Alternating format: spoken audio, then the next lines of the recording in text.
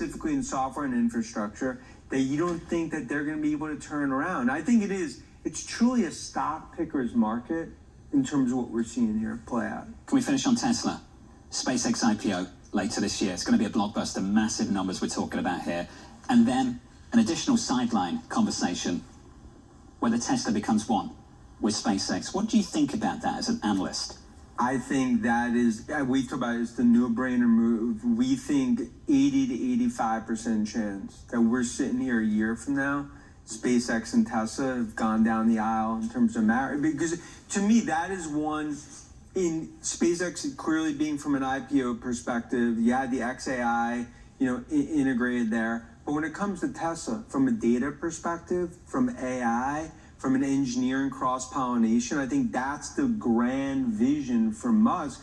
And I just continue to view this as a step process, but I think that the extremely high chance that that's emerged. What does SpaceX get out of it?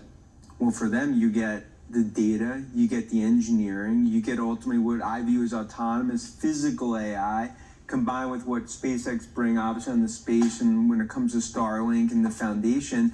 And look, there already is cross-pollination between Tesla and SpaceX, but I think this would really be more of an official sort of combination. I think it's all part of the grand vision of Musk in terms of he's almost building out his own, just like NVIDIA and the Godfather, they're making stakes in companies.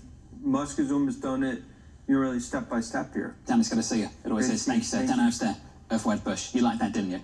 What would you avoid? And then you just started listing things you buy. Yeah, what would you avoid? I absolutely buy chips. But thank you. Can I just say that Tesla owes Ferrari a thank you? Go on.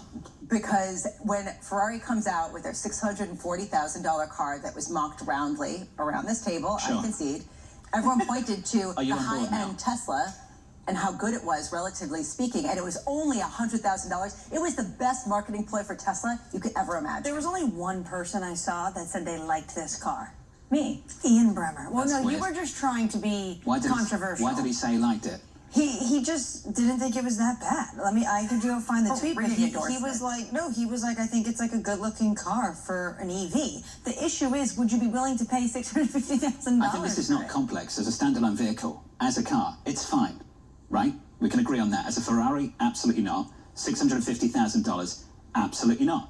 Right? And if it was 100K, I'm sure they'd sound low to them. But the problem is it's got a Ferrari badge on it and not an Apple badge. Which is the reason why you see people pointing to the Tesla and saying this only costs $100,000. I agree with you, and all of a sudden the high end looks really good and it has better, RPM, whatever the language After is. After Farrow got me into F1, Ferrari does not belong with an EV.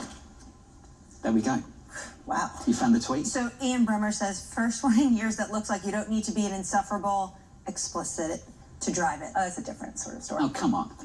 You can say the arsehole, is that what he said? Yeah. Okay, I think you can say that word. Yeah, I don't think that's a... My nephew's watching. I apologise to people at home. The problem is, with that statement, it's the lack of self-awareness there. Yeah. It will be the insufferable arseholes that actually buy the car. Exactly. You're going to see them in San Francisco and Los Angeles. Exactly. I think his failure to actually understand what one of those actually is. Anyway, let's give an update on stories.